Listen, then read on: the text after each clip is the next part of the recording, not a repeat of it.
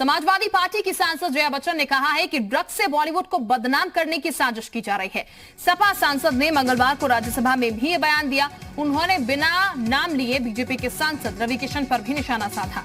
जया बच्चन ने कहा, कल लोकसभा में एक सांसद ने बॉलीवुड को लेकर बयान दिया, वो बॉलीवुड इंडस्ट्री से ही है, ये शेम है। जया बच्चन ने कहा कि जिस थाली में खाते हैं उसी में छेद करते हैं, ये गलत बात है।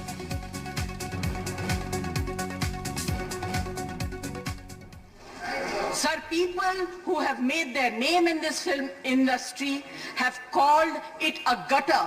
I completely disagree and I really disassociate, and I hope the government tells these people who have made their earning, name and fame in this industry to stop using such language. I was really embarrassed and ashamed that yesterday one of our members in the Lok Sabha spoke who is from the industry against, I'm not taking a name, against the film industry. It's a shame. जिस थाली में खाते हैं उसमें छेद करते हैं, गलत बात है। I need the protection, the industry needs the protection and support of the government. अब आपको सुनाते हैं कि आखिर बीजेपी सांसद रवि किशन ने क्या कहा था। हमारी सरकार ने कई लोगों को पकड़ा है, पकड़े जा रहे हैं। NCB is doing very good work, but महोदय, दुख की बात है कि इस प्रकार की गतिविधियां हमारी इंडस्ट्री के द्वारा भी, जहां पे स्टारों को देखा जाता है, उनको रोल मॉडल माना जाता है, तो मैं आपके माध्यम से केंद्र सरकार से आग्रह करता हूं, अपनी सरकार से, जो हिसाब से आज हम लोग एकदम इनको चारों तरफ पकड़ रहे हैं, तो ये सख्त कार्रवाई की जाए, दोषियों को जल्द पकड़ा जाए, उन्हें उचित सजा दी जाए, तथा पड़ोसी देशों की जो साजिश है युवा पीढ़ी को बर्बाद करने की, उस पर रोक लगाई जाए। महोदय, धन्यवाद। तो आपको ये बता दें, जया बच्चन ने इस बयान के बाद ये कहा था कि कहना गलत होगा, गटर कहना खासकर गलत होगा। लेकिन अब आपको ये भी सुनाते हैं कि जया बच्चन के बयान के बाद रवि किशन की क्या प्रतिक्रिया सामने आई है। उनकी पार्टी अलग है, देखिए उनकी विचारधारा अलग है। मेरी पार्टी भारतीय जनता पार्टी, हमारी विचारधारा है गंदगी को देश से साफ करना। 2014 से यशस्वी प्रधानमंत्री साफ कर रहे हैं गंदगी, और उस सफाई कितनी हो रही है पूरा विश्व देख रहा है। तो ये ड्रग्स की भी सफाई होगी, राइट। उनकी विचारधारा उनकी पार्टी की है, मैं क्या नहीं, वो नहीं मैं जानता। मेरे देश के युवाओं को आप खोखला नहीं कर सकते हो। मैं किसी भी साजिशन तरीके से अपनी फिल्म इंडस्ट्री को, जो कि जया जी की भी फिल्म इंडस्ट्री, जितनी उनकी है उतना हक मेरा भी है इस इंडस्ट्री में, मैं उसको खोखला होने नहीं दूंगा।